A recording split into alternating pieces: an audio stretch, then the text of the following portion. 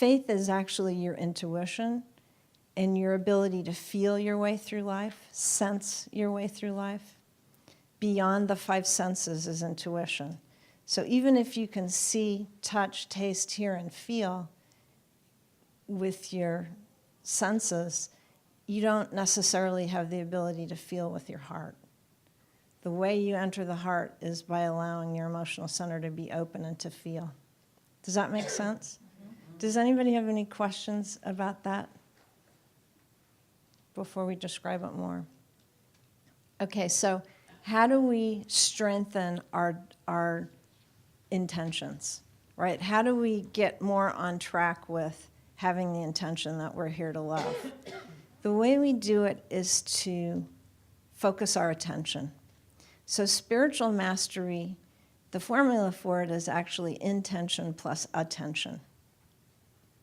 So we might have the intention to love and be loved, but our focus is distracted on other things.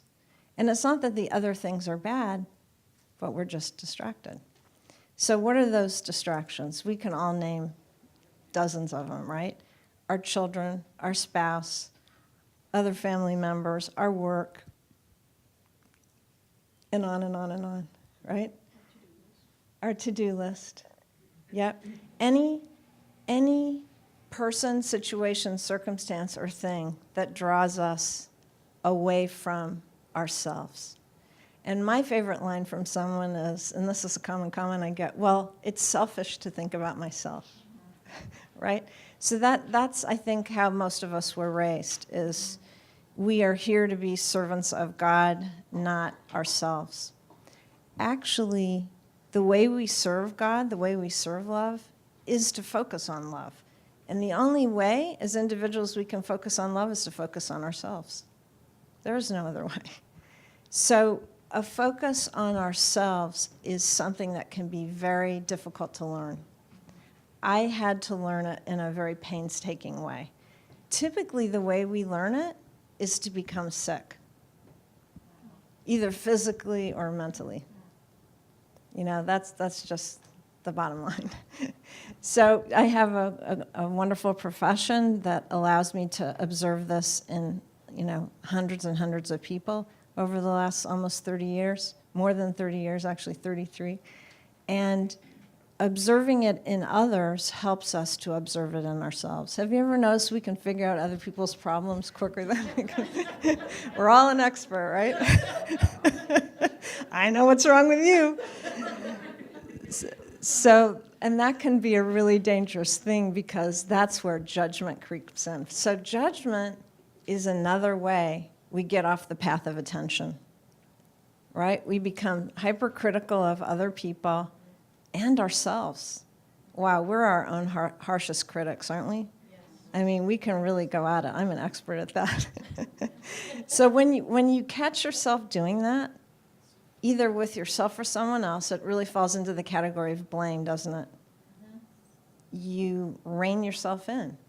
You take your mind, which has a tendency to go off, and you draw yourself back in. And where do you draw into again? Your center. You have to feel what you're feeling. What are you really feeling when you're criticizing and judging? Unworthy, right? And unworthy of what? Unworthy of love. Unworthy of your own attention. Right? And so notice that every class we've had uses the word grace.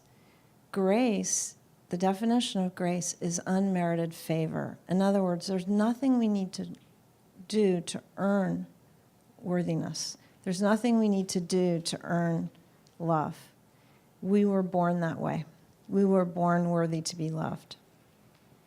If we're born in circumstances, as I was, where the family members don't know themselves, don't know how loving and loved they are, then often it requires the individual to take a while before they can own their own self-love. So I want to say a prayer now so that we can all sort of get into the mode of loving ourselves and walk away from today's experience really receiving it. So if you can all close your eyes.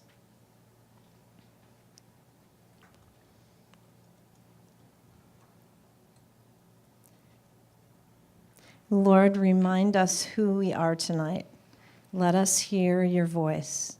Reveal to us what can't be seen with our eyes, but can be felt and known with our hearts.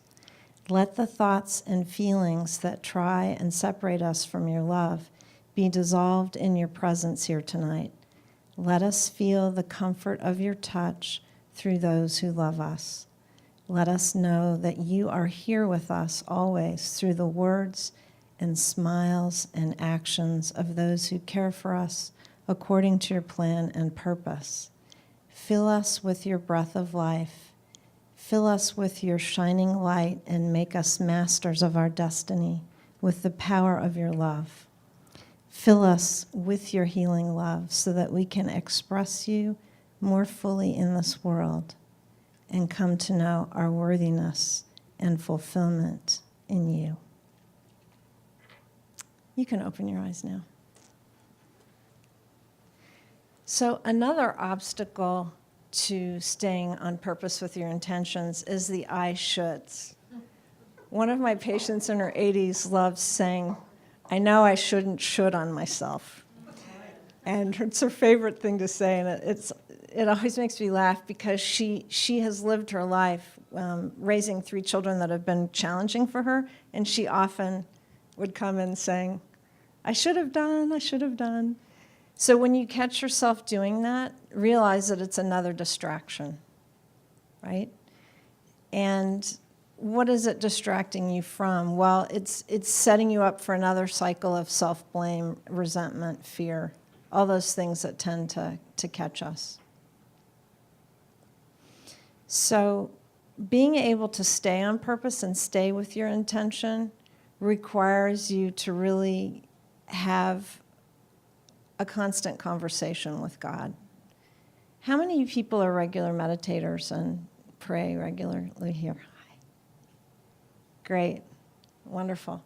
So that's the best way to stay on task, because attention, being able to directly attend to your needs is really about being able to hear the voice of God within your heart or hear the voice of love.